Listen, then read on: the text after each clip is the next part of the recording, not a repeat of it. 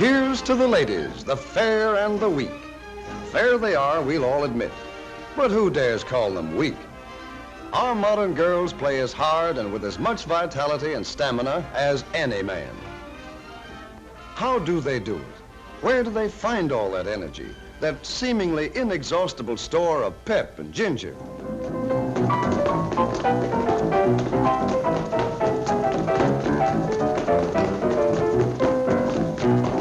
What is that whipcord resilience that lets the weaker sex play half the night, then bob up clear-eyed, ready for the next morning's work? This frail creature strikes her typewriter keys about 40,000 times a day, spaces 7,000 times, shifts to capitals and returns the carriage more than 1,000 times each. Altogether, a few ounces at a time, she exerts more than 5 tons of pressure on her dainty fingertips in one day's work. And any way you look at it, women's work is not for sissies. Most men would have a hard time of it if they were to change jobs with wife, mother, or girlfriend. The homemaker walks miles every day, from sink to icebox, from cupboard to stove, and from kitchen to dining table. Let's use some very special photography to compress the whole job of preparing a meal into a few seconds of time, to see how many steps it really takes to get dinner on the table.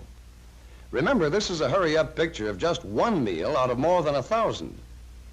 Is that what you'd call a blitz meal? Even an efficiency expert would be staggered by the amount of chasing around and indoor road work that the little woman takes as a matter of course. There's the stair climbing event, for example, usually accomplished full tilt and with an armload of brooms, mops, blankets, and sundry household paraphernalia. Here's another hurry-up picture of the clinging vine whizzing through a day's program that would leave the average mountaineer gasping for breath. Each trip upstairs is the equivalent of lifting her own weight 12 feet. And at the rate of 20 trips a day, that's lifting about 12 tons of weight. Who said weaker sex? Ironing is another kind of work that's a lot of little jobs all rolled into one. Just to iron one of hubby's shirts, for instance, the iron may have to be lifted 20 or 30 times.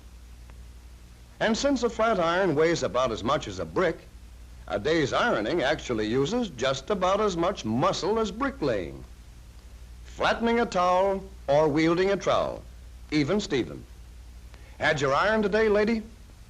Because men are beginning to realize how much lifting and pushing the little woman has to do around the house, more and more muscle savers are being designed to make the little jobs easier.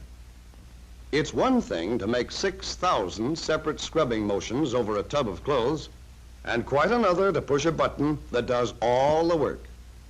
Here's another example of sheer brute force. Now, let's make a super scientific test. You'll notice that this girl is wearing a very special thimble. In fact, it isn't a thimble at all, but a gadget of springs and levers to measure the amount of force needed to sew on a button. And it's called an ergometer. According to the ergometer dial, it takes 18 units of force to push the needle through the cloth just once. In sewing stitch by stitch, that work adds up. Any man will admit that's a lot of work when it's called to his attention in the right way. And this is one way of calling it to his attention. This hurry-up picture shows that a stitch in time doesn't always save 9. And anyway, who wants to save 9 stitches when a machine can do all the work? A sewing machine is really an amazing invention, especially when you stop to think that a man invented it. Yet it's simple when you know how it works. We'll slow this one down so that for the first time on a theater screen, we can all see exactly what goes on inside a sewing machine. Well, there's the needle with a little loop of thread running through the eye. That's the eye right there close to the point. The needle carries the thread down through the cloth. At the same time, underneath the cloth, another little loop of thread is being carried in a moving carriage called a shuttle. The shuttle moves past the needle. The loops of thread cross each other and form a smooth stitch. And so, that's the way a sewing machine takes the place of a lot of needless needle nudging and keeps everyone in stitches. Amazing. In the early days of motoring, no woman in her right mind would tackle the job of starting the engine because the job had to be done the hard way. Let George do it was the slogan, and ever since, men have bragged about being the better drivers. Then the muscle savers got to work, and the self-starter put the woman driver behind the wheel instead of in the back seat. But even recently, a motor car demanded a certain amount of athletic prowess on the part of the driver. For example, in shifting gears. Let's hook up one of these work measuring machines or ergometers to this old-fashioned gear shift lever to see how much muscle it needed to run through the gears. 90 units. Starting and stopping, parking and backing up on a full day's driving amounted to more than a ton of pushing plus about a city block of reaching. Putting the shift lever up by the steering wheel would cut down the amount of reaching.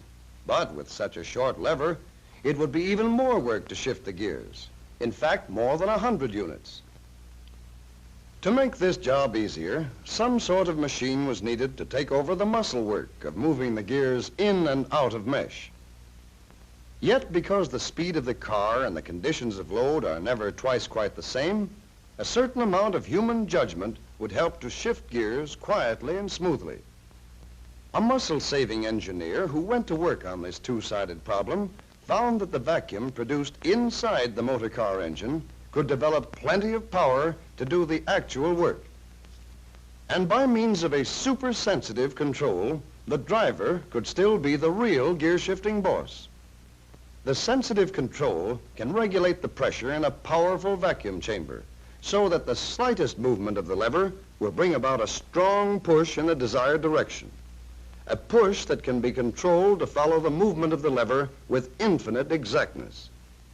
This device, connected to the gears of a motor car, can do 80% of this work of shifting, yet leave enough for the driver to sense the response of the gears as they move smoothly into place. Now let's use that ergometer gadget again to see how much undesirable exercise we've saved this member of the fair and so-called weaker sex.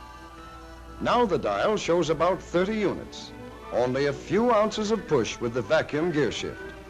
And if you stop to think about it, that's a vast improvement when it's multiplied by the amount of expert driving that our American girls do nowadays. Now that the muscle savers are busy, cutting down the amount of unnecessary work for women and for men, we'll all have more energy left for playtime. But there are still plenty of jobs left for the ergometer and the work-saving scientists to tackle. Think of all the energy that our charming millions spend in keeping beautiful. And if science is so darn wonderful, why doesn't some genius build a contraption like this?